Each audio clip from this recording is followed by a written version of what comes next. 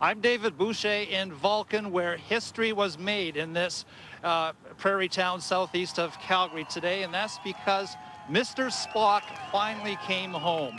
That is Leonard Nimoy, who made that character famous. And thousands of people came out to see, to catch a glimpse of Leonard Nimoy. They enjoyed every minute of it, and it was clear that Nimoy himself enjoyed it as well. Now from Global Calgary, the early news with Linda Olson. Well, it really was the logical choice. After all, Vulcan is the birthplace of Star Trek's Spock. And today, the actor, best known for his role as the green-blooded first officer of the Starship Enterprise, finally went home. Global's David Boucher is in Vulcan for the big event. David, lots of excitement there. Thousands of people turning out to see a character made famous for his lack of emotion and those ears that you're wearing. Well, yes, I'm not sure what you mean by those ears, but certainly it's you're quite right. It was a logical event. It was tremendous from start to finish. Leonard Nimoy, who of course made Mr. Spock famous starting 44 years ago, arrived to a hero's welcome. Then he was in a private reception for about half an hour, and then he came out for a very slow parade and procession through into downtown Vulcan. He was led by a float that looked kind of like the Enterprise. It was escorted by the mayor of Vulcan and other town councilors. And then on stage, one of the defining moments was when Leonard Nimoy had the honor of unveiling a bronze sculpture, bust of Mr. Spock, and of course the crowd loved every minute of it. And as you can see from the pictures, I mean, there were thousands of people here. And then Leonard Nimoy, Mr. Spock, spoke to the crowd. He thanked them and actually had seemed a little emotional. Have a listen. In all of these experiences, I have never had an experience quite as touching as I'm having here today, and I appreciate it. Thank you. I can't say it strongly enough.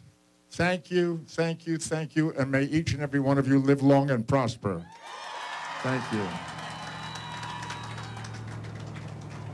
Now, earlier in the day, I had the opportunity to sit down with Leonard Nimoy for a one-on-one interview, and we talked about a number of different subjects, his retirement, but he also spoke about his desire to come to the town of Vulcan, to meet the people here, and what motivated him.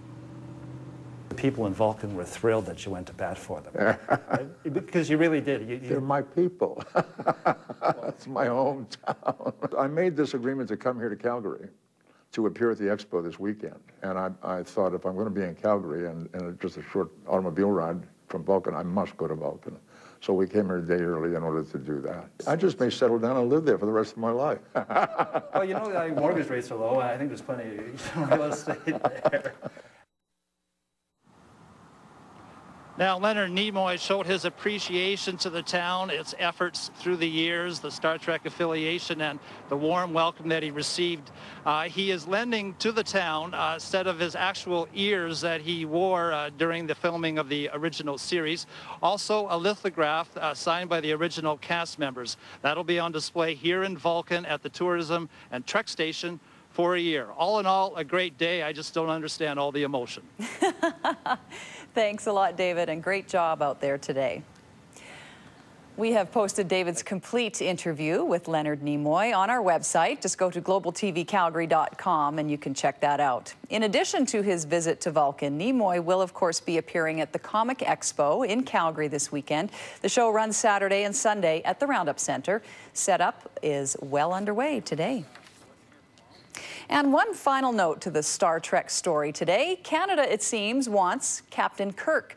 More than 16,000 people have signed a Facebook petition to make William Shatner our next Governor General. Some Canadians think the idea is out of this world. Others say, why not?